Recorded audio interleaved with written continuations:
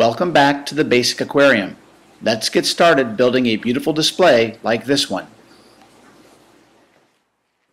You have a kit and all the equipment you need. The first step is thinking about the background behind the tank. I prefer to paint the outside of the glass. Regardless of the background you use, the first step is to clean the tank with a damp cloth and then remove water spots with a dry one.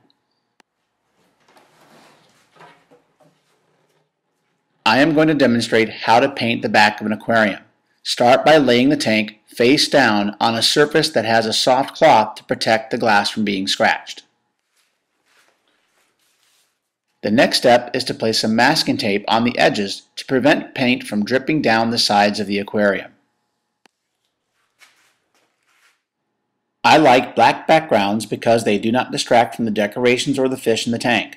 I use a flat exterior acrylic latex paint that sticks well to glass and once dry is waterproof. Apply the paint with a soft brush. Use a lot of paint and spread it with even strokes across the glass from side to side. Let the paint dry for a few hours. As it dries, the paint will shrink and leave some bare spots on the glass, so a second coat may be necessary.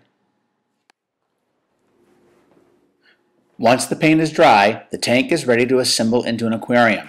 Start with the substrate. In this tank, I am using a size 30 red flint gravel that has been washed to remove dust. This aquarium will eventually contain live plants, so I want at least 1 inch of gravel substrate.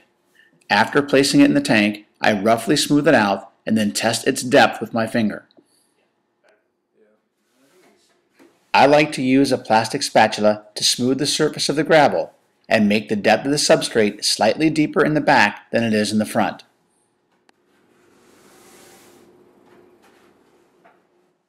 The next step is to place all the large structural decorations into the substrate. Think about how you want the final aquascaping to look. This is going to be a planted aquarium, so I want to leave space around my decorations to plant plants. Push the driftwood and rocks firmly into the gravel so they are partially buried. This looks a lot more natural than having them sitting only on the surface. Here is a sneak peek at the aquarium we are working towards, but we still have a lot to do before filling it up with water.